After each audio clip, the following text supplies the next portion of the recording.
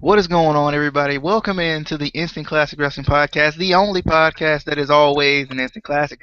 Exciting like always. And we're going to start off with what this little new thing we're going to try for tonight. See how it works. If you like it, you like it. If you don't, you don't. If we like it, we like it. If you don't, we don't. It's going to be called, for now, first off, honorable mentions. We just go through and we talk just for a little bit, like 30 seconds tops, on, things on TV, entertainment, in life. Just talk about whatever you want to, and you just give a little quick spiel about how you're feeling. So, like for example, I'm just gonna go with Big Brother for this week. A show I've really kind of gotten into because thanks to my mom. My mom's like, "You should watch this with me," and I'm like, "Okay, I'll watch it." So I started watching it. Really like it. One of my favorite reality shows now for some reason. Um, so yeah, I kind of get my comparisons from Big Brother and Tough Enough, and I'm like, eh, it's too similar to me. But Big Brother really is a good show to me. It's got some interesting twists in it. It's got a wrestler on it, which is cool. I thought that was really cool. I kind of want to go like look him up and see like where he wrestles and stuff like that. But my kind of honorable mention for this week is Big Brother. Good show of mine, personal interest. Casey, you got a mention that you would like to start first off here? Well, first of all, having to do with the wrestler and Big Brother, he was in NXT at one point. I don't know if he ever got on TV, but I know he was signed to WWE at one point. Because I remember seeing him like on the website, like the pictures and stuff. I never saw him on the actual show, but he was there for a while. Anyway, my honorable mention is gonna be wrestling related because I have no life outside of work and wrestling and the podcast. So, I'm just gonna go with the Lesnar Taker brawl tonight because that was awesome. Normally I wouldn't like big brawls like that because there's just so many guys and you can't really tell what's going on, and it's really repetitive. They'll break them up and then one of them jumps in through the group of people, and it's really repetitive, especially on Raw. But I think just the fact that it was Taker and Taker's back, it made it more exciting. And I swear I saw a guy that looked like CM Pulse. I was saying that before we came on. So CM Pulse, if you were there, let me know because that was cool. I don't know who that guy was. I saw him and I was like, I don't know who that is, but it looks like CM Pulse. So that was kind of cool. But yeah, it was just really a good segment. Got me more excited for SummerSlam, which I can't wait. 5 weeks is gonna take a long time because I'm excited and I want to see Taker finally get revenge on Lesnar. But yeah. All right, Rap, do you got anything you want to talk about before we get into TNA? Just anything, just 30 seconds, somewhere around there, 30, 45, whatever. Um, I'd like to give shout out to Black Lives Matter organization. They interrupted the Democratic convention the other day, last week, and I like that. So I want to give shouts out to Black Lives Matter organization. I like what you're doing. Keep it up. All right, cool, cool. Just something to kind of give you a little peek into what we like outside of wrestling, even sometimes what we like in wrestling. It doesn't really matter what we talk about.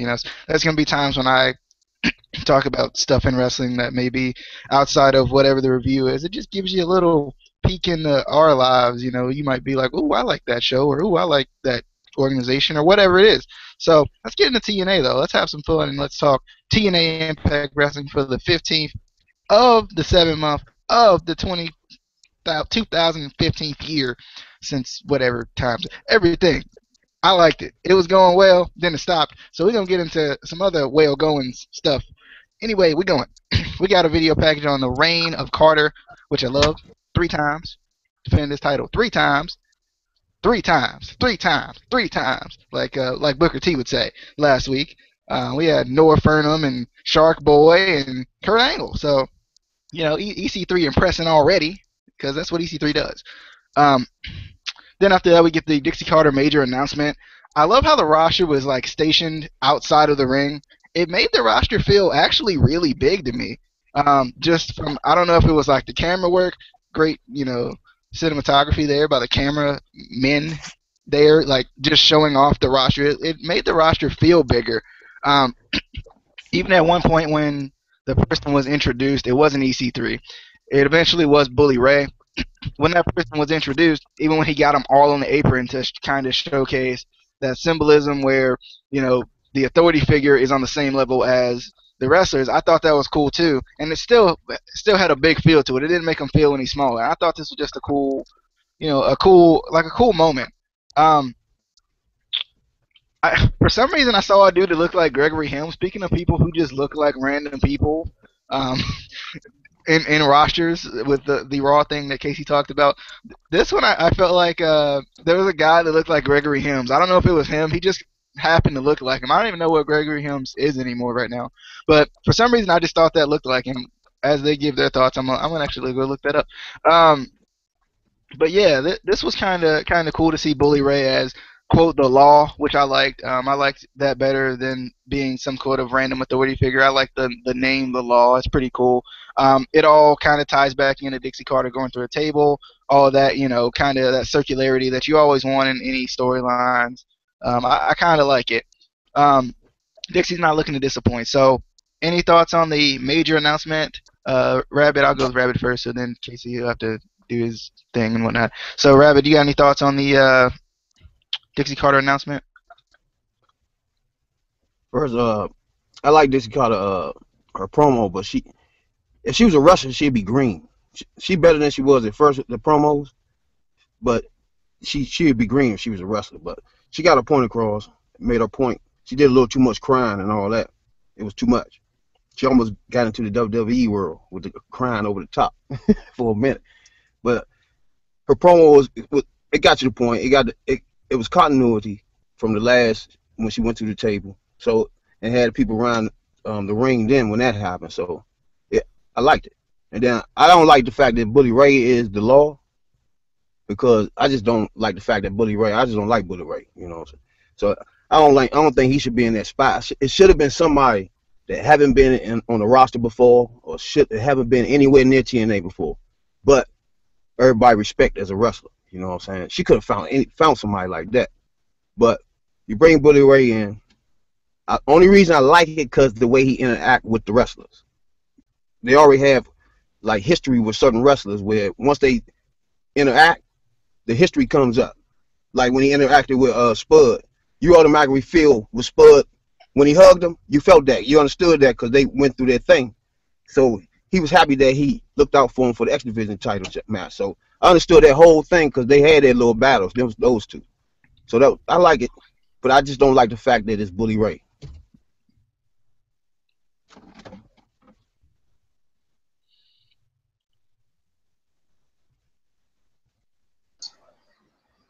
Yeah, it's awkward silences.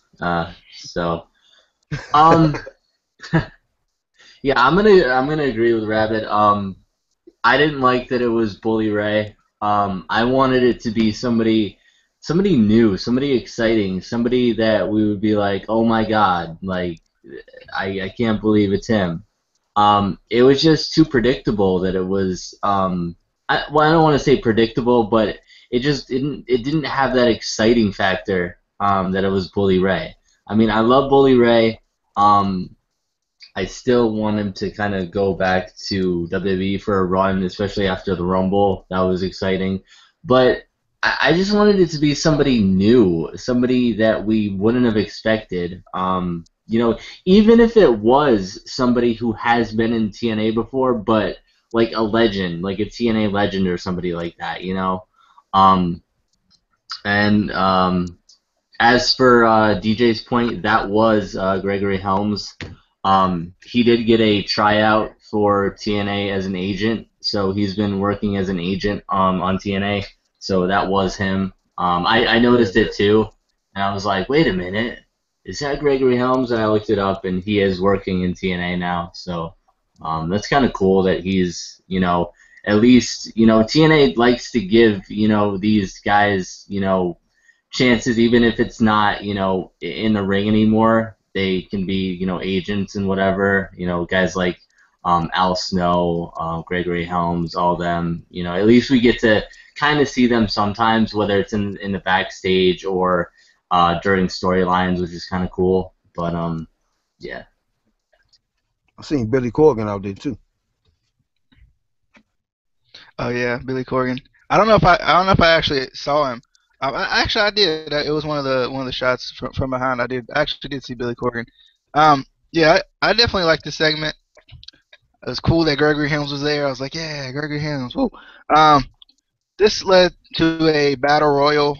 I don't know if it was 20 man. I can't remember what the amount was. I wrote down 20 man. I don't know if that was just a random number that I was going for or something. I don't know. I don't know how I got 20. It was 20. I guess it was 20.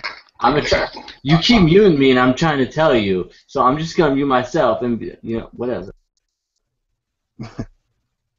Yeah, it was 20. 20.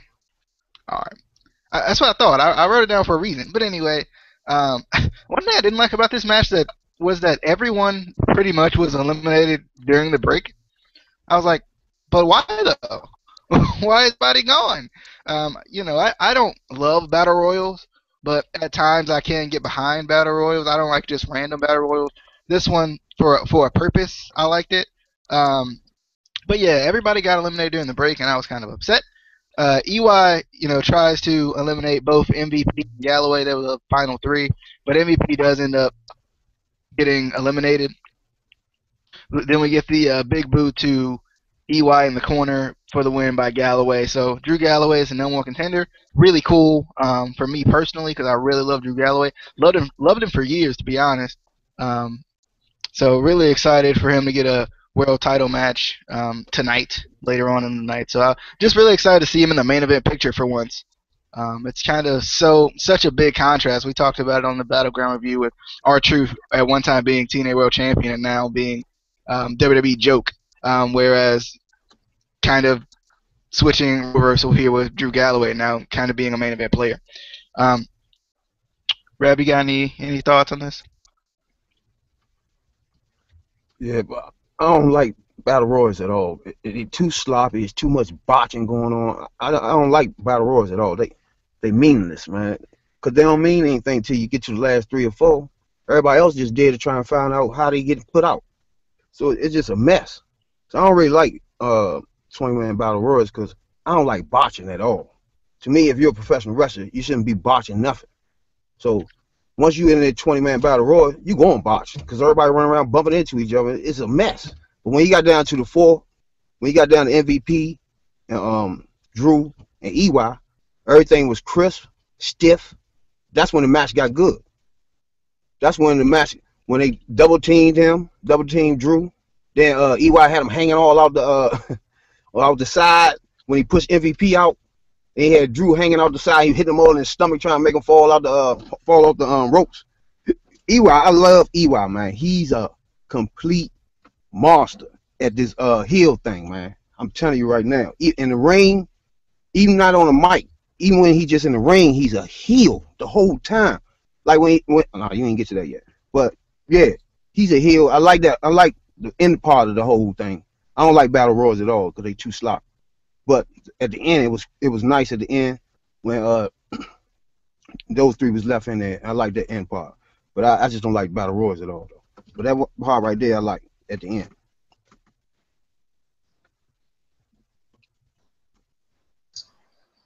Yeah, I'm gonna sort of agree. I don't generally like battle royals. With an exception, I do like Royal Rumble. For 2 reasons. One, because it is a huge match, but also because they don't all start out in the ring at the same time. I don't like battle royals where they all start in the ring at the same time. I like, where 2 start and then 1 comes in every, so many minutes, another one comes in, because then you can build up to a bunch of guys in there, but it's not right off the bat. And I think it makes for a better match. Also, with all those guys in there, it's got to be harder for them to kind of communicate, calling moves and things like that. So that, kind of adds to botching moves, because there does have to be communication in there. It's not a problem with John Cena because he yells out his moves anyway, so you can hear that anyway. I had to get it. I got it. That hopefully will be my only John Cena rant. But I mean, it was okay when it got to the last like three. And I was happy that it was Drew Galloway because I like that they're really giving him a good push. Unlike WWE, like we were saying. And I was excited that he was getting a title shot tonight. I didn't think he would win it tonight, but it kind of helps push for a good feud there. So I'm just excited to see what they do with this kind of down the road. So towards the next pay-per-view or special event or whatever. Yeah. All right, so next we get a video package on the TNA Hall of Fame induction of Sting. We got a couple of these throughout the night, just basically showing, that next week we're gonna have somebody is going to be getting inducted. Not next week, but the person who is inducted at Bound for Glory will be revealed. So that's kind of cool. I like that they kind of showed some of the somewhat older guys, I guess. I think it was Sting, Team 3D. Sting was the coolest one because he is working with WWE, and for the usually TNA, besides sometimes calling out in commentary, they usually stay away from showing that older footage. So I thought that was just kind of cool.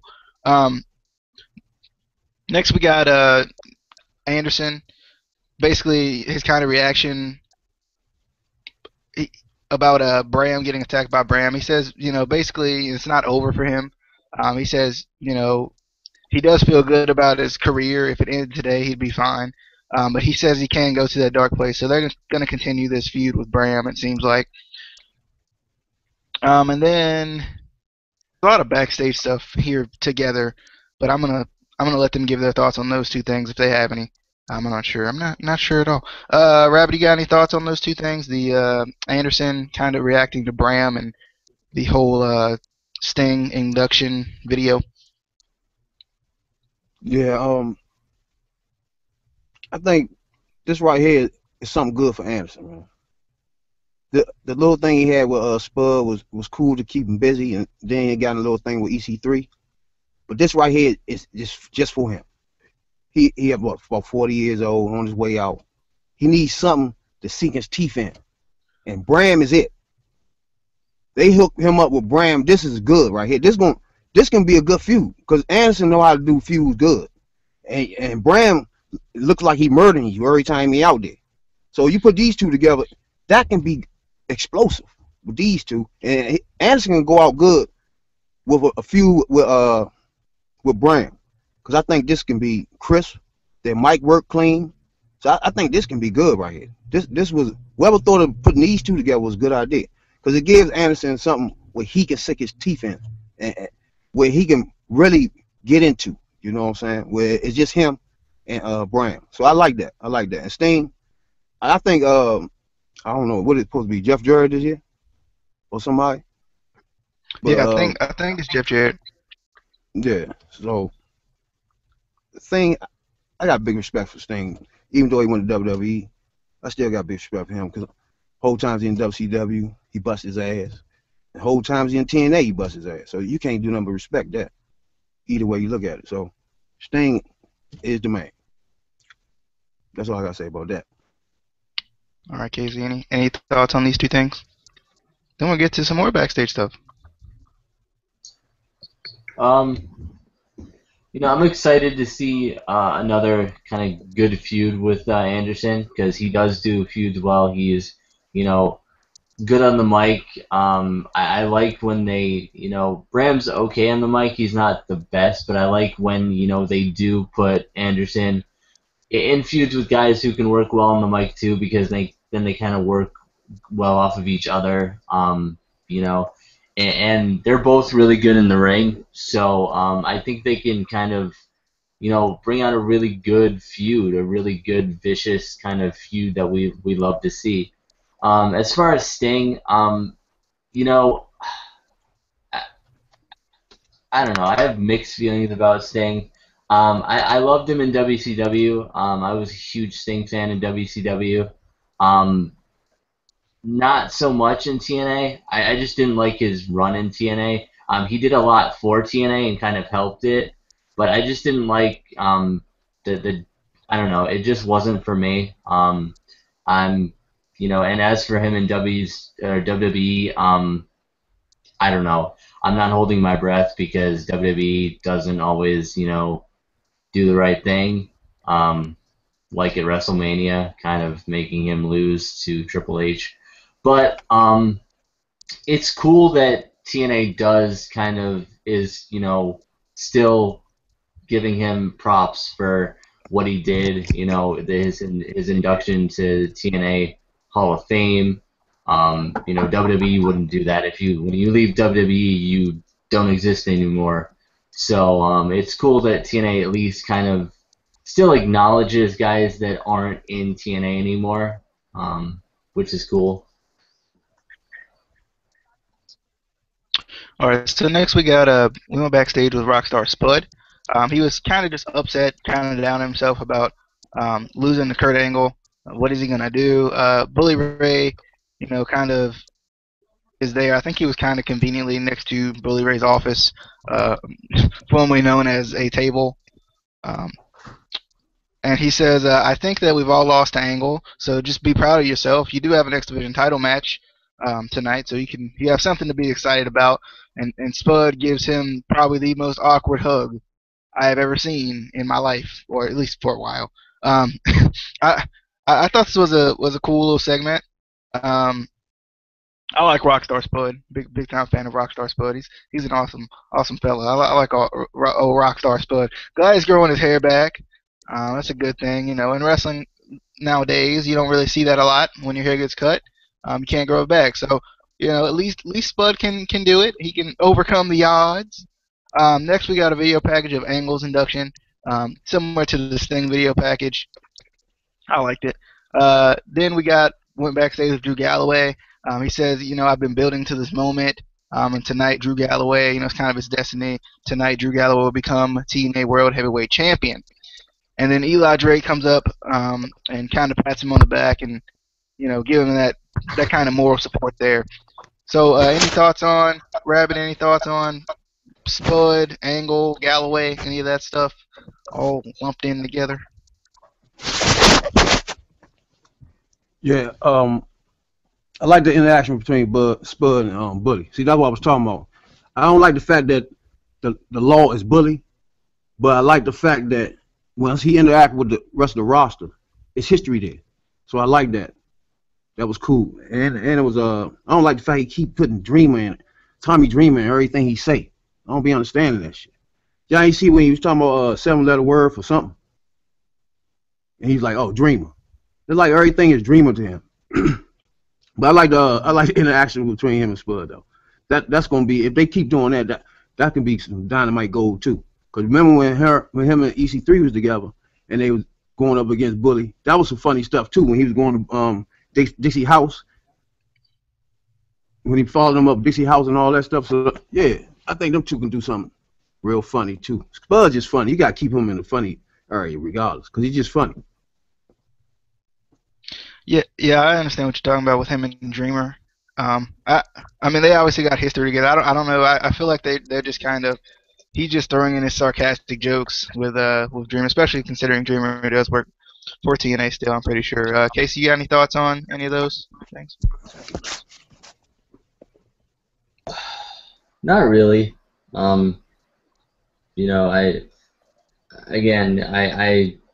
I agree. I like the kind of interaction between Dreamer and other TNA wrestlers because there is history there. So I mean, it's cool in that respect. But I still would have liked to see somebody new, somebody kind of that would be exciting. That would kind of bring a little bit more kind of mystery into, you know, the future. I feel like Bully Ray is going to be too predictable. You know, it's either going to go, he's going to turn into a heel again, or, you know, it's going to go back to previous storylines again. It's not going to be anything new and exciting. And I just don't really like in general when, you know, the, you know, matchmaker or, you know, head guy is a former wrestler. You know, it's always too predictable. I don't like when they do it. I would rather it be somebody, you know, who hasn't been a wrestler but maybe has been in the wrestling business, maybe in other companies or something like that. Like maybe a former manager or something like that, you know, even though the kind of manager in professional wrestling has kind of mostly been dead for a while, except for like Paul Heyman, and which sucks. But I just want to see somebody else. I don't think this is gonna last too long. And Lana, give her some credit. And Lana. She is not a manager. She's hot, but she's not a manager. She's ringside with Dolph now, so I feel like that's a manager. Personally, that's my qualification as a manager. Personally. Anyway, personally, it's just me. That's just me. But I was going into this X Division title match. I was expecting Rockstar Spud versus Tigre Uno for the X Division Championship. That's how they told me. That's what they told me during that Rockstar Spud thing. I was like, yeah, so singles match. And then Grado comes out, and I'm like, oh yeah, Grado. Then DJ Z comes back, and I'm like, bah, bah, bah, bah, because I love DJ Z. And then we got Tigre Uno and obviously Rockstar Spud. I like this match. Definitely, you know, this was a good match. Love how Grado, you know, using the belly to take out the competitors. Grado's a character. I love Grado. Tries to get the belly chant started, but it was kind of one of those Jeff Hardy things where you try to get a chant started and the crowd just not having it. So shout out to the crowd for being absolutely horrible for the belly chant. Then we got this interesting moment where Grado and Spud were kind of having a little stare down. It had that Hogan Rock feel at WrestleMania where they kind of were staring at each other, but they would look at the crowd and let the crowd kind of soak it in. I just thought that was kind of a cool little moment, especially considering Grado, I think his favorite wrestler is The Rock, according to his documentary. So I definitely like Grado. You know, pretty much everything Grado used in this match, if he hit you with a knee, hit you with an elbow, he kicked you, he pointed at it and he was like, you know, knee, you know. So for the kids, this was for the kids. If you didn't know your body parts yet, Grado's helping you out. Shout out to Grado for helping the kids. The double flip flop and fly spot was really cool. It was just really funny. I like how Grado and Spud kind of play off of each other. Uno with the nice plancha dive. I love how Uno's still really good at transitioning into moves. But Tigre, come on now. Saber-tooth splash almost breaks the leg of Grado for the win. He did hit the Saber-tooth splash, and he hit it on the leg of Grado. I think both of them were hurt afterwards, but Tigre Uno needs to work on that, please. That's the second time in the last 2 times he's used it where he's hurt someone doing it. He hit Mandrews in the face with his knee last time, and then this time he hit the leg of Grado. I just feel like he needs to make sure he's smooth on that, because he's smooth everywhere else. He's really good everywhere else. But like that, his finishing move, your finishing move can't be that, I guess you would say, sloppy. You gotta improve on that. You're the X Division champion. You're the champ, darn it. You gotta do it. You gotta do it for me, Tigre. Come on, for me. But anyway, Rabbit, you got any thoughts on Tigre Uno still your X Division champion? Yeah. Grado, whatever his name. It's way too much. First of all, he was botching all over the place. It was way too much sloppiness from him in this joint, man. He had one joint where he tried a atomic knee drop, and he falls backwards. So therefore DJZ got to stand there act like his balls hurt when nothing hit him. You see what I'm saying? You can't be boxing like that. He out there boxing. He boxed another joint where Tigre Uno tried to kick him in the. Matter of fact, he did kick him in the back of his head, and then Grotto, he fall backwards. That's where he kicked you. He supposed to fall frontwards. So he botched that joint. Then at the end, I don't even think that's Tigre Uno fault. Grotto, he way over in the middle of the ring. He know his finish is a 450 splash. There's nowhere in the world you supposed to be laying in the middle of the ring way over there like that. Then both of them botched that because Tigre Uno should have dragged him over there. Shouldn't even let him stay all the way over in the middle of the ring like that. He should have dragged him all the way over so he can land it right. So he landed on his leg. Grotto got fake like he getting pinned because his leg hurt. Come on, man. That whole thing was just botched completely. That's my point right there. Then he in the ring doing all this belly stuff, but he was over the top with the entertainment, though. Him and Spud was over the top. That's the stuff I'm talking about. It breaks me. It makes me say, oh, no, when I'm watching. See what I'm saying? That right there reminds me of WWE so much. This match right here, it was WWE on steroids. It was it right there. Like a small sample of WWE where Grotto is constantly doing entertainment. He never wrestling. And when he do wrestle, it's the same thing. An elbow or he trying to shake somebody. He doing a shake. Then he botched a little shake in the middle where he doing a neck breaker. He shake. Oh, man. He was just all over the place, man. Then it got stiff, though, in the end when it was DJ and DJ Z and Tigre Uno by themselves. You see how crisp that was when them two was doing innovative moves? That's what I'm talking about. Grotto, whatever his name, him and Spud shouldn't have been in the ring, man. I don't know why them two was in it. It was like a clown act on the side of real match. You know what I'm saying? It just didn't make no sense. I ain't like this match at all, man. It was terrible, Slim. Then when you boss your finisher, wow. The same thing with we're gonna get to that later. But then you can't boss your finisher. That's just crazy. He was way too far in the middle of the ring, first of all, for a 450 splash. You ain't going way over there with that. So he too far anyway. Then Grotto don't find his way over there to catch something besides just his ankle. Then he got fake like his ankle hurt. That's why he pinned him. That's just crazy. That's what I mean, man. You can't put people out here that's not ready, man. I'm telling you, man. It'd be too much going on that now you got fake too much, man. But that's my thoughts, though, man. I did not like that match at all. I just like the parts with DJZ and Tigre Uno was going one-on-one. That's when things got exciting.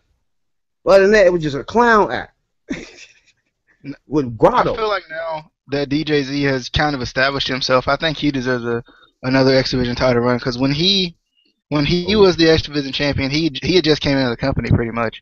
I think he needs another X Division title run. I love DJZ. All right, Casey, you got any thoughts? I think DJZ, they need to push him more because I think this character he have is realistic. It's a realistic character that everybody relate to. They need to really push. They really do a good job of bringing him out with his little record thing, spin joint, and all that. That's good. They need to keep that up though, and keep doing that. And his some crowds go along with it, and some don't. So he needed more of a push, really. He got everything in the ring. He got it. He got the mic work. He ready. He ready to explode. They needed to go ahead and push him and stop getting him in the ring with Grotto and all these clowns. See, in the let's be honest, the Impact Zone crowd, as Ryan would say, sucks. Casey, any thoughts on this at all? Wasn't my favorite match. It was okay. It wasn't the worst. But you know, the only problems I had was Tigre trying to take out all my boys. First he takes out my boy Mandrews. Now he's taking out Grado. Like, you can't do that, man. Like, just because you know they're gonna take the title, you can't just like break their face and break their leg. It's not cool.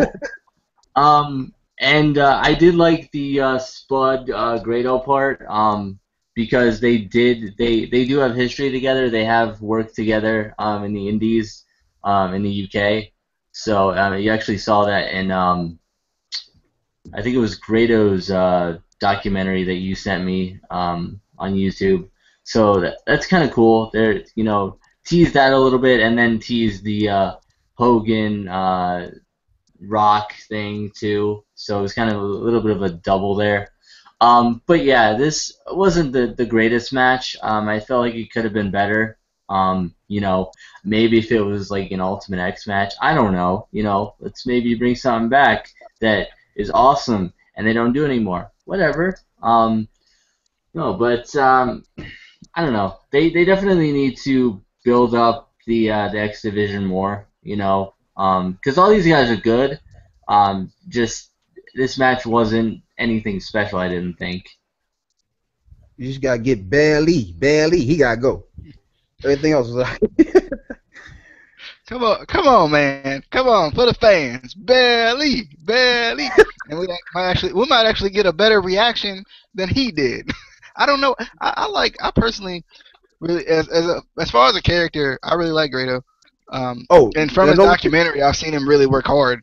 That's why I want him to be successful. I have seen him work hard. He's probably really getting used to the big stage too. This is probably his first big time thing. I give you that. As far as character and how you carry yourself as a wrestler in professional wrestling, he has that down pat. He got it. He got the facial expressions. He know when to engage the crowd. He got all that down pat. Now I can't take that away from him. But the clown act, I can't get with that. But he got everything down pat. You're right. Alrighty, so next we go backstage with the Dollhouse. Actually, it wasn't even backstage; it was just in the Dollhouse. I was there. I was in the background. Y'all didn't see me. I was under one of the pillows or something. I was hanging out with the dolls. What can I say? They invited me, so I had to come. But Terrell, playing mind games a little bit. I'm at the wrong part here. I was at the match. Sorry. She said she ended Kim. She said she's beating Kong and talking to Brooke. You're no different. I am the champion. You're just a loser. There's no one left to stand in my way. It's playtime. And throughout this entire kind of vignette, we were getting an entire segment. We would get the playtime is over, Gail Kim vignette, kind of splashed in every once in a while through this, which was a really cool effect that they did, kind of trying to show that the Dollhouse is kind of over, that kind of trying to show that Gail Kim is coming back. I thought that was kind of a cool thing they did there. Any thoughts on the backstage with the Dollhouse? Any thoughts? No, I love me some Terrence Terrell, so I love the whole promo, and that's that. Yeah. I still like the Dollhouse. I don't know. I don't like that the big kind of surprise return storyline now is Gail Kim. I don't know. It's just not exciting for me. Again, kind of like Bully Ray, I wanted it to be somebody kind of new, to kind of go up against the Dollhouse. Along with Brooke, but it was a good promo. I feel like they do good promos, especially the Dollhouse kind of gimmick. I like it a lot, but I'm waiting to see what exactly they're doing with them right now. Now I like the part when they reintroduced Gail Kim. Come tell you why. It's clear that Terrence Terrell is going to be somewhere sniffing the title at all times. But she got a feud with somebody. And the only person we know that she give good matches with is Gail Kim. So they had to find a way to refresh Gail Kim so we won't get tired of seeing these two going. See, right now, we can see those two go at each other right now and forget that they had so many matches. But at first, we started getting tired of these two going at each other. So the writing and the booking has really made it so now you can watch Gail Kim and Terrence Terrell again under new circumstances. So I kind of like the way they reintroduced her. They need to do Kong like that too, to be honest with you. So they got a whole rotation around Terrence Terrell with Brooke in the middle too. So they got something going on where she gonna be always feuding with somebody. So I like the way they got it set up. Yeah, I agree with that. It instead of going with the kind of the TNA format of the last little bit, where it has been good matches, but you get tired of the same thing over and over again. With Yeah. the not Kong, but Gail Terrell, the Kim Terrell 1, Kim Terrell 2, that thing. I think that this does kind of introduce it in a new way. Next we got Brooke versus Taryn Terrell though for the Knockouts title. Tanner was playing mind games throughout this, like I was saying before.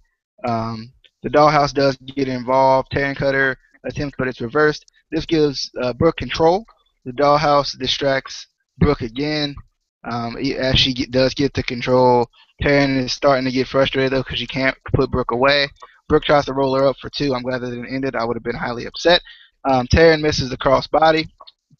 We get the spear by Brooke. For some reason, the commentators did not know what a spear was in this match. I don't know what they called it, but it wasn't a spear, and I was pretty sure it was a spear personally. I don't know if you guys thought it was a spear. The commentators did not think it was a spear. But Brooke is trying to go up top, but she's pushed off of the top turnbuckle. The lights go out, and it's none other than No, it's actually Gail Kim. She's back.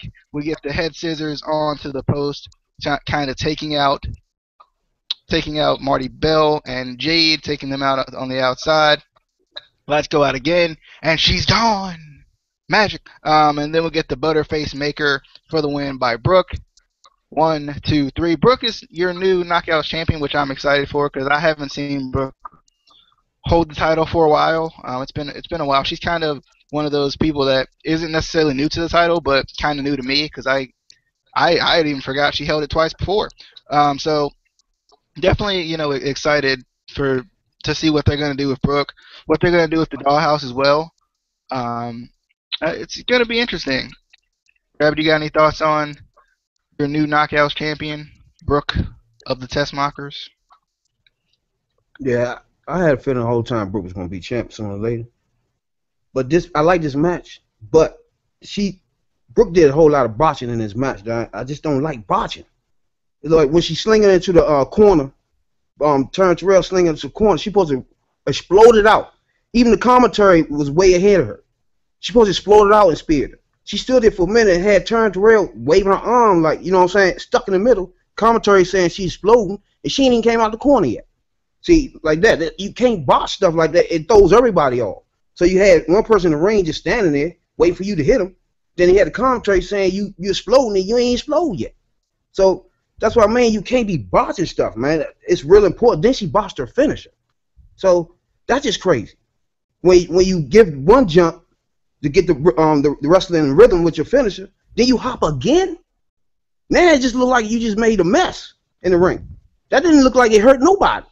So when she did that finisher, that was terrible, terrible. Then Marty Bell on the outside. Don't you know when they throw Brooke on the outside and Marty and Jade, they out there punching her.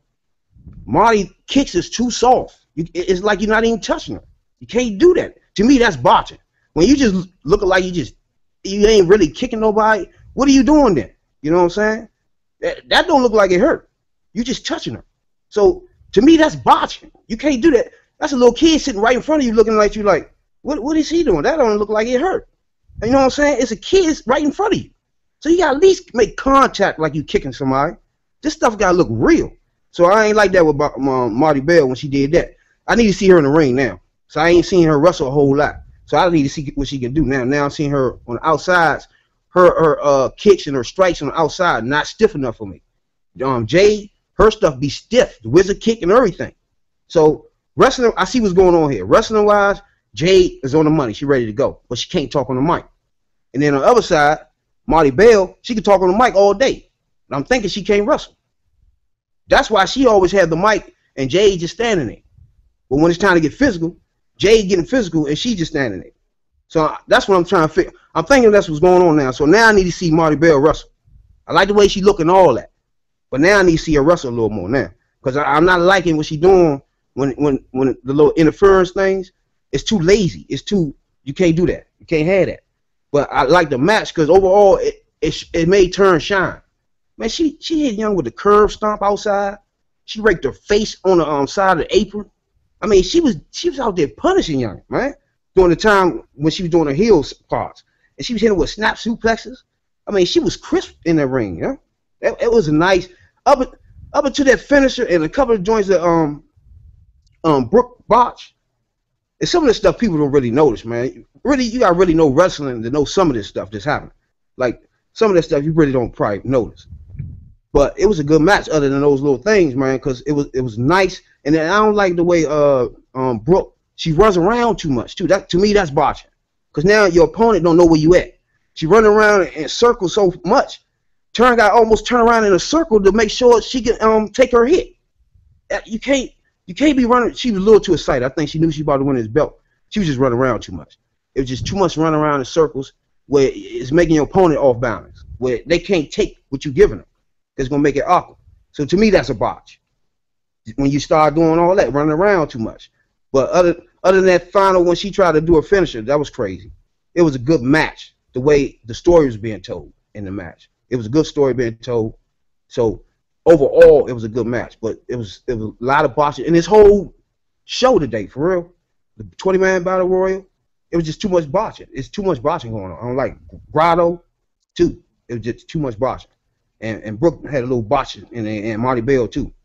But I need to see some more Marty Bell now. I want to see her wrestle. But it was a good match, though. All right, Casey, any thoughts? Yeah, I didn't really like this match. I did feel like this match was kind of sloppy, but I felt like both of them were botched a lot. I even felt like Marty and Jay, just their interference kind of was botched. You know, this match didn't seem, you know, like it shouldn't have been a title match. It just should have been, you know, it didn't seem like it was ready to be a title match. I was happy that Brooke did win, although I was surprised because since they did the kind of return of Gail Kim, I was like, all right. I was pretty sure they were going to say, all right, you know, we're not going to give the title to Brooke. We're just going to go back to Gail Kim because I feel like they do that a lot. So I was excited that they did give the title to Brooke, you know, because she hasn't had it in a while. And I feel like she is really good in the ring when they actually, you know, give her time to really work in the ring and give somebody, you know, that she can have a good feud with. Because I feel like she hasn't really had a good feud with the Dollhouse. It was just kind of, I feel like she was just kind of thrown into it with Gail Kim and, you know, Awesome Kong. But I'm just excited to see what they do with her, and I'm excited to see the kind of dynamic that we're gonna have with the Dollhouse now that Terrence Rowe lost the title. I feel like it's gonna make them even more entertaining to watch because, you know, Terrence's gonna be upset that she lost, and it's kind of gonna, you know, it's just gonna make the Dollhouse more fun to watch. I think. You know, see how they react, see what they do. Exactly. I want to see them go havoc on the whole roster, and then get rid of Velvet Sky. She's some trash. I think out of everybody on this roster, I think Velvet Sky gotta go. I think if you keep the beautiful people with this roster, this person Velvet Sky has to be eliminated, man. Somebody from the beautiful people gotta go, and I think out of all of them, Angelina Love is stiff in the ring. You can't say she's stiff in the ring. And Madison Rayne done came a long way, man. I like her too now. She's stiff in the ring, and she got nice suplexes in the ring and snap suplexes. She good to go. But Velvet Sky, she got to go, period. I think you can stick Rebel in there in her spot. This is about the same thing. That's how bad Velvet is. The match she had with Bound for Glory with what's her name? What's her name? Angelina Love? No, Velvet Sky had a match at Bound for Glory last year. It was one of the worst women's matches I've seen in years. It was ridiculously botching. It was lazy. It's got to be the worst match. And I think she was the leader in the match. That's why I was so terrible. That's why they put her in Feast of Fire, man. I mean, out of all people, I think Velvet should go. I'm glad that Brooke is the champ. I'm glad she's the champ. I don't like the way she's doing the finisher. She needed to do something better with the finisher. I don't like that. I like her finisher first, the way she had it when she pick you up and slam your face into the from the side, slam your face into the canvas. But I don't like this what she got doing now. I don't like that. But because that's not no finisher. You just jump up and slam somebody's face in it. That don't make nobody stay down and take no pin. So I don't understand that right there. I don't understand that finisher right there. But I like the fact that she's champion. I want to see what she do. But I don't want to see her hold that belt too long. I'd rather see it on Gail Kim or Kong rather than her. Be honest with you. The transitional champ is cool. Oh, if Brooke being champion means I get to see more of her on my TV, I'm fine with that. I'm fine. I'll take it. I won't cry. I promise. But I don't know. For some reason, I like Velvet Sky. I don't know why. I don't know if I like Velvet Sky overall. I just like her new character for some reason. It's just a good change. I know, Casey, you don't like it, but I like it. But, you think she can wrestle? I just like her new. I don't know. She's not the greatest. But for some reason, I actually like Angelina Love too. And a lot of people don't like her. At times, I like Angelina Love. I wouldn't say I like her all the time. At times, I like Angelina Love. Yeah, she's stiff though in the ring. But anyway, we got Kurt Angle discussing something with Bully Ray, the cameraman, because he just happened to be there. Obviously, he says, what's going on? What are you and Bully talking about? Kurt says basically he's gonna make an announcement, but someone isn't gonna like it. But then after that I think we came back from commercial at this point. Kurt Angle makes his announcement. He says, my problem is kind of not that I lost, but more so the blatant DQ from last week. So Bully Ray basically says the rematch never took place. And he says I can choose when I have my title rematch whenever. I can choose it whenever. I don't have to do it tonight. I don't have to do it tomorrow. I don't have to do it today. I can do it whenever. Which good because he has a tumor in his neck. He says. He's gonna have to have surgery. This is kind of an emotional promo, which makes sense when someone's injured. He says he's gonna have to have surgery, so he can kind of still pick and choose afterwards. EY comes out and he says the truth is EC3 didn't beat you. I beat you. I want to take credit for that tumor in your neck, but I can't. I can't take credit. That's nature. He says, how many pile drivers does your old neck have left? Maybe the next time you won't ever come back. He says, I want you gone for good, and then he punches him in the face. And then the fight kind of goes to the outside. He goes for the pile driver attempt, but Angle reverses it. Then Melendez comes out to kind of save the day. And EY's like, you know what? I'm done. I'm leaving. I'm gone. I'll see you again later. And then as Melendez turns his back, he attacks him and power drops him on the floor. I for some reason really love Melendez's sell of the power driver. I don't know if it's the prosthetic leg where it doesn't move like the other one does, or maybe it moves more. For some reason, it just looks ridiculous when he takes that power driver. And EY's power drivers look ridiculous anyway. How he just like jumps into it and then jumps down. I'm like, EY, you crazy. I love this EY though, man. Like, I don't know. That guy. This just kind of shows how golden he is as a talent. For him to go like complete shift from kind of super face, where the crowd was really behind him, going into this heel sadistic persona. I just really like it. Like, people wanted to make comparisons to Daniel Bryan, so I'll do it. When Daniel Bryan was a heel, he didn't, it was kind of one of those things that it felt forced. But with EY, it doesn't feel like it's forced. He feels like it's really natural with him, where with Daniel, it didn't feel that way. But any thoughts on Kurt Angle's big announcement? I've known about this announcement for a while, reading the news sites and stuff. Any thoughts, though, Rabbit?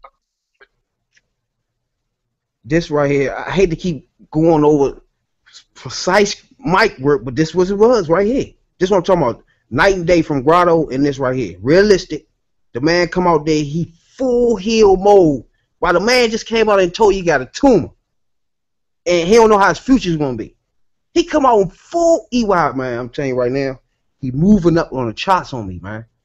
Rule's my man, but the EY's he's sniffing up there. The man come out full heel mode, man, spitting on the crowd, got him jumping like he about to smack him. You know, I mean, man, he get in there and tell this man, I want to take credit for that tumor in your neck, man, for all them power trials I've been getting. What? Hey, man. Hey, this promo was off the Richter, Slim. He told him about the break. All right, I ain't going to take credit for that. But one more, how many more you need? You know what I'm saying? I'm going to give you what you need. Then he hit him, and I'm about to power drive you right now. You know what I'm saying? I like that. Then your man come down with the one leg. Some reason when he get power drive, it's like his whole body just folded up, man. Oh, my goodness. When he get power drive, it just look like it's realistic. It looks realistic. It looks like he just collapses. He ain't got no more feeling than nothing. He just lets go. He go limp, man. I was like, oh, my goodness. Every time he hit him with that joint, too. Them two must be practicing that shit. Because every time he hit Melendez with that joint, it looks real. It look like he just went limp. Crazy, man. But this is what I'm talking about, man. He come out there with a nice mic work on, and then Angle stand there with the serious face like, I got to get this checked out. And my man came out like he just don't care. The same thing he did with Hernandez. I mean, the sergeant. When he come out talking about sergeant lost his leg, he's like, come on, man, I don't care. He took the joint off him and choked Angle with it, man. Hey, man. Dog, if you can find me a heel on this planet besides Storm that's anywhere on the level of heelness is this dude, man. Show him to me, man. For real. Because right now, EY is reaching the level of heel. He way past Bully Ray was a good heel. He passed Bully Ray as a heel. He passed Rude when Rude was a heel. Him and Storm neck to neck now. And Storm is an ultra heel, man. He hit your uncle in the head with bottles. He smacking your head off the top of the cage. He just don't care. EY don't care. These two is now getting so close. I don't know who the better heel no more. EY done flipped so good from being a face to a heel. It is unbelievable, yeah. If he was to turn his TV on, he got the tattoo now. He's just like he come walking out of MMA match or something, man. I'm looking at him like he's not even the same person no more. So that's why I like good professional wrestlers that can just do that, man. Rude can do that too. Just switch back and forth, and you're gonna believe him. So I can't get on it much more than I like that, man. I like precise mic work and realism. The whole thing was realistic. I liked it. And EY, another thing I like about EY is he'll spit in the crowd. He'll shoot those freaking snot rockets in the crowd, which frustrates me to no end as a fan watching him do that. But God, man, I just like him as a heel. Just complete shift. Casey, you got any thoughts on the Book of EY? That was a Book of EY. Like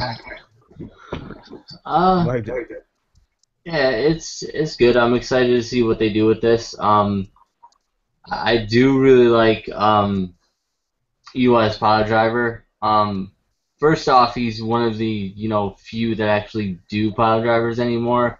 A lot of promotions ban them. I know WWE does, except for like Taker. You can't do them anymore. And a lot of other companies just in case something goes wrong, they don't like their talent to do them.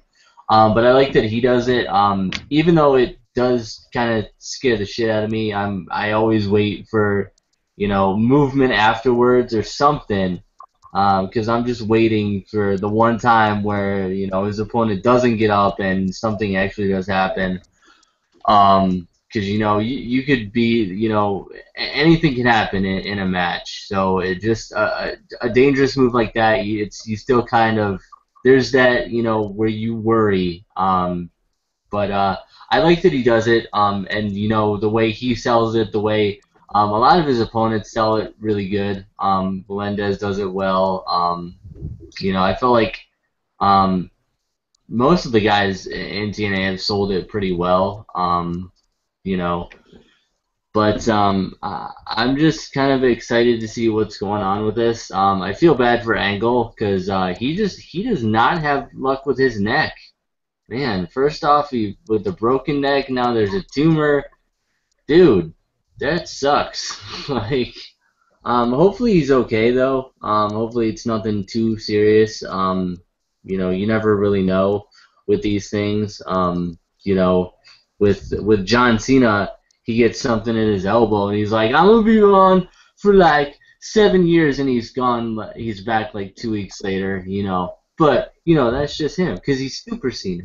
But no, I just hope it's nothing serious. I hope he doesn't have to, be gone for too long. He is getting up there in age anyway. You can tell, just by his knees. His knees have gotten worse with age. Obviously, he's had knee issues, neck problems. Anytime you have a broken neck, you're obviously gonna have neck issues down the road. There's no way he's ever going to be 100% with his neck. So hopefully he's okay. Hopefully he can still go for a while. Nobody's immortal, especially in professional wrestling. Even the immortal Hulk Hogan had to retire. I'm just hoping everything's okay with his neck, and he comes back and. It would be cool to see him get in one more title run. But I don't think he needs it at this point. Just kind of help push EC3 more, even though he doesn't need it either. He's already up there. So. Yeah. One thing I wish TNA listened to me when I asked for the King of the Mountain match back. So one more request, TNA. Can you give me the DVD back? That's what I want. The Death Valley Driver. I need that back in my life. Not the disc. Not the disc. Not the disc. Not the disc. Some people probably don't even know what a DVD is, thanks to this network. Not the disc. I'm talking about the Death Valley Driver. I really liked that from EY back in the day. I missed that move. But maybe they will. Maybe they'll give it back to me, please. Next, we get a video package on Team 3D's Hall of Fame induction. Nothing really too much here. And after that, we got the James Storm versus Magnus unsanctioned match. I'm not sure. I skipped this because I had already watched it, so I didn't want to watch it again. As good as it was, I didn't want to watch it again. Plus, my video was real skippy for some reason, so I was like, I can't really enjoy it. I think it was kind of more so highlights, and they kind of went back and showed what happened with Mickie James and James Storm, talking about how he's gonna get a woman to come into the Revolution. After that, we go backstage with James Storm and Koya. I feel like even though he does say the first thing he says the Revolution is expanding, I feel like the Revolution is not expanding at all. We had Storm, Manic, Sonata, and Koya, and now we just have Storm and Koya. I don't even know if Manic is still in it or not. I'm not really sure. They don't. He wasn't there, so I was like, is it really expanding? But James Storm, he says the Revolution is always expanding. Those who pledge and do well, I give them gifts. And as for my tag team partner, it's someone. Well, let's just say it's someone very close to Mickie James. And basically, we got confirmation that this match would be in 2 weeks. I was kind of upset because I don't want to wait 2 weeks for this match because I want to see who is the one more person in the Revolution. I really like the Revolution too. One of my favorite things. I think TNA's been pretty spot on. As much as people hate on TNA for factions and having a bunch of factions, TNA's been pretty spot on with their factions this year with the Rising, BDC, and the Revolution. I've liked it personally. Dollhouse. What was that? Don't forget Dollhouse. Dollhouse, yeah, Dollhouse too, yeah. Even more like just really good. Any thoughts on Koya and Storm and Magnus, Team 3D, anything? Yeah, that match from Slammiversary was on change. I love that match. I advise anybody to watch that in full somewhere. Try to watch that match. That was a good match right there. I like Koya. I like Koya. It's the look. He got the look that never been on screen before. So they got something they can work with Koya. So I like to see what in the future what's gonna happen there with him. But the female in the Revolution shouldn't be anybody that's already on the roster off the break. If it end up being Velvet Sky, I don't know what I'm gonna do with myself. It can't be anybody on this roster at all. It gotta be somebody that we know they just come from anywhere, like Shine or something, somewhere that we know her, but we don't really know her.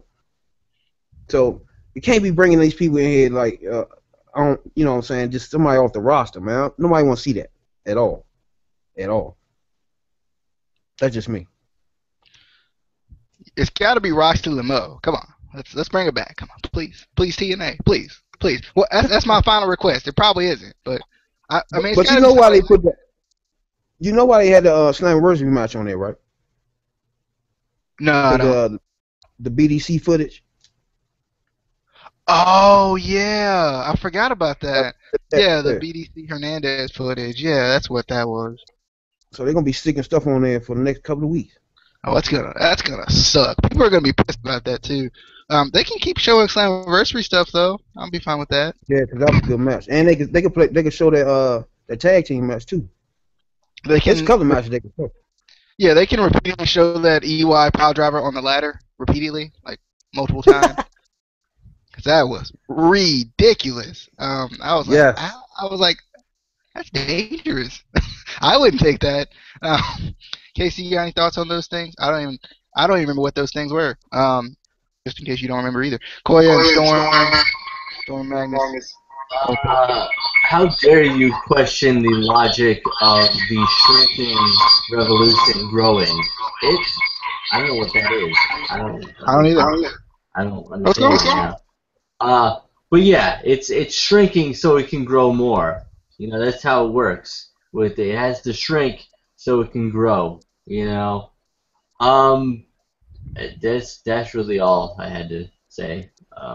Yeah, I don't like that they replayed a match. You know, but it's what happens when you pre-record your episodes so much in advance, and then things happen where guys leave. It's the one downfall of TNA, I think. We've said it in a couple of the past videos.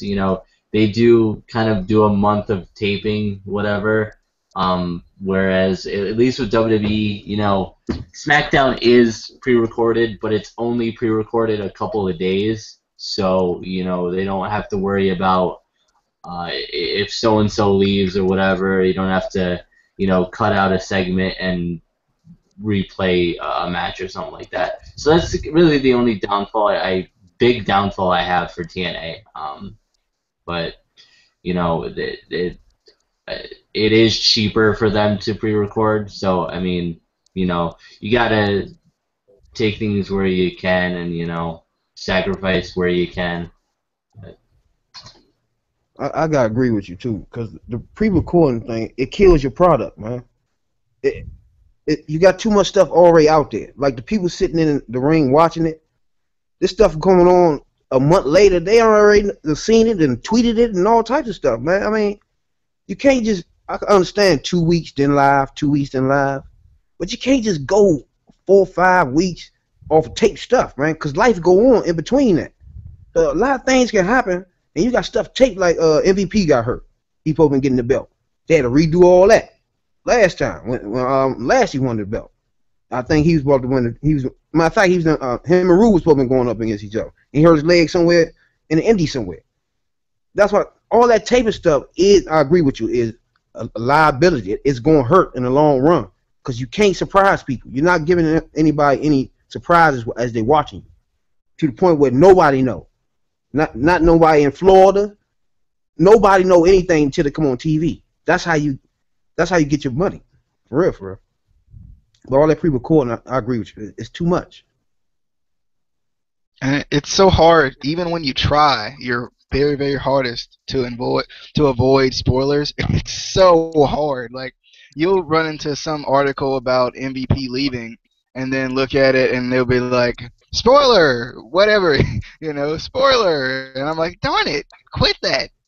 It's just frustrating. It's definitely frustrating, especially with Wikipedia.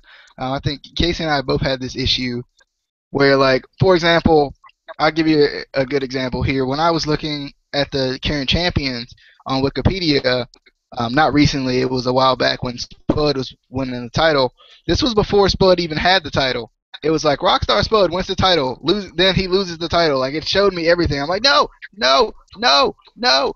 I'm like trying to like shield my eyes and like leave Wikipedia. Wikipedia is evil. It is evil. It is more evil than Doctor Evil, and that's evil. Uh, but next we got to go to Bullies. I hope they create I don't know if they will create like an official office for him, or if it's just gonna be a random office anywhere else, kind of like Mick Foley had with the commissioner thing. I thought that was really funny. Maybe they'll do that, but then as soon as they do that, here comes the people out of the woodworks. Oh my God, they're copying WWE. They did that like 15 years ago, or whatever, however long it was ago. But I don't know. Maybe they'll do that. I just thought it was a funny thing. He says he needs a door, and it's EC3, the champ. Darn it. EC3, wants to work with Bully. He says, for the company. This is for the company I love, the company that I love. We should push this off a week and have it build a little bit. And Bully's like, I'll think about it. No. Go out there and find a way to get the job done. So, any thoughts on EC3 trying to push this off? Typical EC3, but he should get what he wants, cause he's the champ. Darn it, the champ. I like this interaction again. That's why That's the only reason I like the Bully Ray, because once they talk, they had history. You know what I'm saying? So when they sitting there talking, I like EC3. He getting his promos clean. I like when he back there interacting. So I'm starting. EC3, yeah. He's starting to grow on me a whole lot, man. But I'm liking the way he carrying himself. This is why I want to see how he carries himself as champion. So I just want to see more of that. I'm liking what I'm seeing so far, though. Yeah. This is just, more evidence of why TNA has to pre-record. They're so poor. They can't even afford a door or an office for the head. This is wrong. Yeah.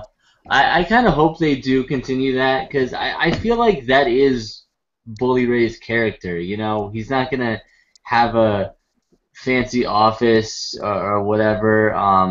He's just gonna have a random backstage area that he's gonna take over. I feel like that's just his character.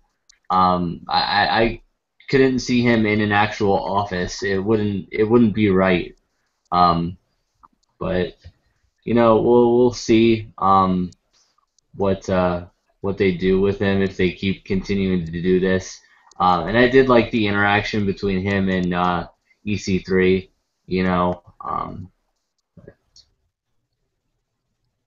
All right, guys. So guess what? Guess who's in action next? I'll give you a hint. He's the champ, darn it! He's the champ! He's the champ. He's the champ, Casey. Is it Spud? Is he not the champ anymore? Is he? Because it should be. It's Jeff Jarrett, right? Right? No. It's Ryback. All right. We got Drew Galloway going up against the champ, darn it, EC3. And I was excited about this match because like I said, I really love Drew Galloway, and I really have grown to love EC3. I've liked him pretty much since he came to TNA, and I was like, oh, he was in NXT, and then I looked back on some of his footage in NXT, and I've seen him just grow as a character and a wrestler. So Galloway kind of being the aggressor early. EC3, like, you know what? I need timeout, break. Need break. I need something here. But Galloway is not gonna let that last too long. Nice tilt-a-whirl slam on the apron. But Tyrus comes over and splashes Galloway into the post. Eli Drake does come down to kind of even the odds. The ref does get knocked out as Drew Galloway was throwing some ridiculous chops. Like, just, my goodness. As the ref was down, Tyrus slides back in, and he's about to hit the Samoan spike or whatever they call that thing he does. He's about to hit the finisher and basically finish off Drew Galloway. But Eli Drake jumps in to even the odds once again, kind of, and they had this kind of stare off, this kind of face off a little bit here. Eli kind of hops around, kind of showing that he's hurt, but he can still do it. And then he turns around as Drew Galloway gets in front of him, and he hits him with the crutch. And EC3 hits the 1%er for the win, so EC3 is still the TNA World Champion. This was one of those things that I really liked. I liked that Eli Drake did turn. Just because it now gives Eli Drake a chance to show what he can do too. I don't even know where Micah is, but it does give Eli Drake a chance to kind of show what he can do on his own. Because I think Eli Drake, from what I've heard of him and what I've seen of him, he's pretty good. Especially that little bit of time with the Rising. But this turn was just really executed well. Like, a lot of turns are really, you can see it coming, and I saw this coming because I saw it on social freaking media. But this turn was really good. When I went back and looked at it and tried to clear my mind of my social media aspects, I was like, here we go, let me watch it. And it was actually done really good. Like, it was really believable that Eli was gonna come up and actually save the day for Drew Galloway. I just like this. I was a fan of this turn. I thought it went really well. But yeah, EC3 is still the champ. Eli Drake turns on Drew Galloway. So we got something coming in there that gives Drew Galloway something to do as well. And against from what I've seen, a pretty good worker. Rabbit, you got any thoughts on Eli Drake and the turn? EC3 still being the champ. I was surprised how good a match this was, man. I wasn't expecting it to be this clean, crisp. They ain't even bossing nothing. I expect them two to be in there bossing all over the place. But they had stiff ring work, man. EC3, this is what I'm talking about. I need to see you besides training wheels with Kurt Angle and Bully Ray and all these people schooling you and Sting. This is what I'm talking about. Out here by yourself with Drew Galloway, and this was a good match. Even though Tyra stuck a hand in there here and there, but it was still a good match though, stiff match. And he did one of those back heel trip joints, reverse joint. It was innovative too. So I'm starting to see, and then he had some nice clotheslines too. So EC3, I don't know. I see him. I'm starting to like his wrestling too. Yeah, that leg sweep he did, I loved. I was like, yeah. Me too. Because he did it out the blue, and then it was kind of reversed. Pope pointed out that it was innovative too. I like Pope too on commentary too. But yeah, I don't know. EC3, if he grow on me in the ring, I don't know what to say no more after that. But right now, at this match right here, I need to see more. But he looking good in the ring, man. I don't know what to tell you. He looking good in the ring. Galloway looks good. These two, again, like he said, with some build-up, will be something nice. I like these two, man. Because Galloway, for his size, man, he's real agile and quick. And it seems like he ain't supposed to be that fast, but he is. So these two put on a good match tonight, man. I give him credit. EC3, that was a good match. A good match. And then when Eli Drake switched, this is what I'm talking about right here. The kayfabe was in effect. He supposed to been hurt. The whole time his leg supposed to been hurt. So everybody watching TV and in the crowd, not even thinking that he not hurt. So you on your mind, he on crutches. So switch it, even if he switch, you not think he not hurt. You know what I'm saying? So he played the fact that he was hurt so good over the last few shows that in everybody's mind is he hurt. So when he get in the ring hopping around, you ain't expecting him to do nothing, just swing the thing around, just to keep everybody off him. Then he stops and plants and crack Drew with it. If this is what I mean by taping stuff. If this was live, that would have been on the money TV ratings off the break, because it's something happening out the blue with nobody got the heads up. That right there, if it had been live, it'd been something nice right there. Because out the blue, he stand up straight. Not only he stand up straight, he cracking main man, the dude that brought him in here to help him out. He cracking him in the head with the crutch that he don't need.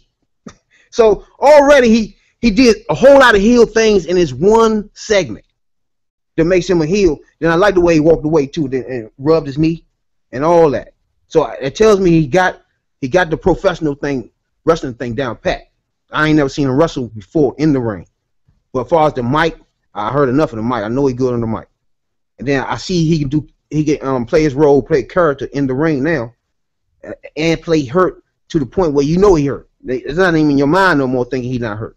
So I'm starting to like him. I ain't like him at first, but I need to see him in the ring a little more. But the Eli Drake thing, I'm liking. I'm liking his look. I'm liking the way I like the way he was on the mic. So I like a couple of moves he did and a few matches he had, but it was like little spots. It wasn't nothing where you could really see him work. So I want to see him work. And again, EC3 and Drew match. I like this match. It was stiff, no botching, and it was hard hitting too. Something you wouldn't expect them to do. When they was chopping each other, these was hard chops. We talking about these. Both of these were walking around with big red spots on their chest the whole time, like bleeding. So that's what I'm talking about. Stiff, hard wrestling, no botching. It looks realistic to people watching it, even though you know it's fake. You know what I'm saying? Long as no botching, in your mind you know it's fake, but did he hurt him for real? You know what I'm saying? You gotta have somebody off balance, like Marty Bell earlier with the kicks. The little girl in the crowd looking at her like, I know that ain't hurt. You know what I'm saying? You gotta kick this girl so the person in the crowd can be like, did he kick him for real? You know what I'm saying? Because you already know it's fake. So you want to know, did that hurt for real? Then the person that got kicked got to play it to the T2. So everybody got to be on point. It's real importance on that. So I like the fact that these two are graduated to the point where they don't even need no help no more. They don't need Angle. They don't need nobody in the ring with them no more. They don't need MVP. These two can do it on their own. So I like that. Stiff match. I got to give them credit. I like this match. Yeah. I thought it was a pretty good match. The turn on the end, because of the fact that I don't go on the wrestling sites to ruin it for me. I try to stay away from social media, unlike somebody in the Instant Classic Wrestling podcast who likes to go on social media and have things ruined. So I didn't know about the turn, so it was exciting for me. And he did it so well that I wasn't even expecting it. Sometimes when they do a turn, they kind of hint at it a little bit, or even not intentionally hinting at it. They just do something that you're like, okay, he's about to turn. But I didn't see that at all. I didn't see him turning on Drew. So when he did, I was surprised. I'm curious to see what they're gonna do with this now, because Drew did bring him in to fight. Help him fight the BDC, help him stand up for wrestling, and now he's kind of turning and I suppose working with EC3. But we'll see what goes on with that. I hope we see more of him in the ring, because from what I've seen of him, he is pretty good in the ring. He's good on the mic, so he's somebody that I'm excited for. Whether he's heel, face, doesn't matter. I feel like he's going to be a good asset for TNA. Indeed. Definitely a good show tonight. There was some good matches, good things happening in the matches. I thought the main event was probably the match of the night by far, with Drew Galloway and EC3. I'm interested to see what Bully Ray does as the authority figure of the law. I kind of want to see what they're going to do with that. How this James Storm Magnus feud kind of keeps going, all of that. Everything with TNA kind of has me on edge. I want to see a lot of good things. It has me excited for next week, which is always a good thing. Guys, if you haven't subscribed already, feel free and do that. Push the button right now.